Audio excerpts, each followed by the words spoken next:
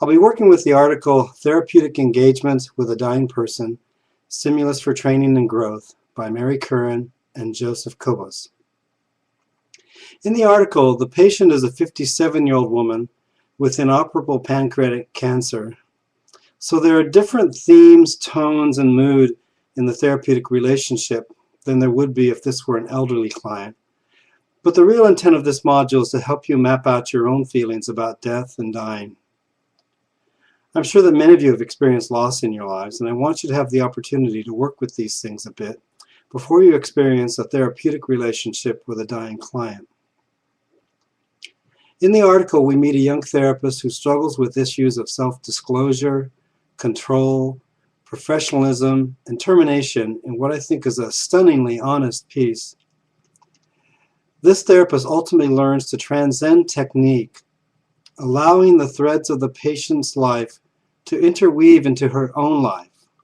Therapy with this client changed the therapist because the therapist was open to it. We see the struggle with mastering technique, and then the struggle that occurs once technique is mastered.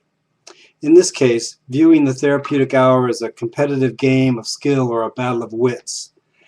Prior to engaging with this client, Minnie, the therapist, experienced the therapeutic relationship through feelings of grandiosity or condescension, as the therapist's ideas about why people came to therapy fed a superior, patronizing, and pitying stance toward clients.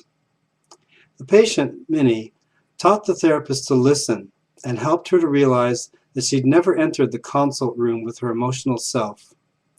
As the work with Minnie progressed, the therapist realized that psychotherapy was a reciprocal relationship, and being a therapist meant being authentically present. So the assignment is to write about your personal viewpoints, self-beliefs, and attitudes regarding death, and how these may affect the therapeutic course with an elderly client. I'd like to close now by reading a passage from Jung's Red Book, and I highly recommend that you add this to your library if you haven't already. This is on page 267. The knowledge of death came to me that night, from the dying that engulfs the world. I saw how we live toward death, how the swaying golden wheat sinks together under the scythe of the reaper, like a smooth wave on the sea beach. He who abides in common life becomes aware of death with fear.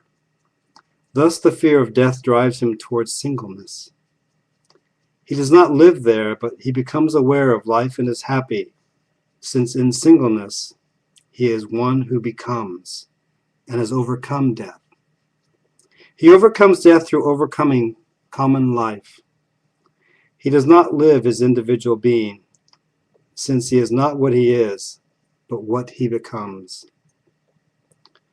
One who becomes grows aware of life, whereas one who simply exists never will, since he is in the midst of life.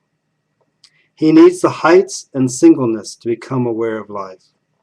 But in life he becomes aware of death, and it is good that you become aware of collective death, since then you know why your singleness and your heights are good. Your heights are like the moon that luminously wanders alone and through the night looks eternally clear. Sometimes it covers itself when you are totally in the darkness of the earth, but time and again it fills itself out with light. The death of the earth is foreign to it. Motionless and clear, it sees the life of the earth from afar, without enveloping haze and streaming oceans. Its unchanging form has been solid from eternity. It is the solitary clear light of the night, the individual being, and the near fragment of eternity.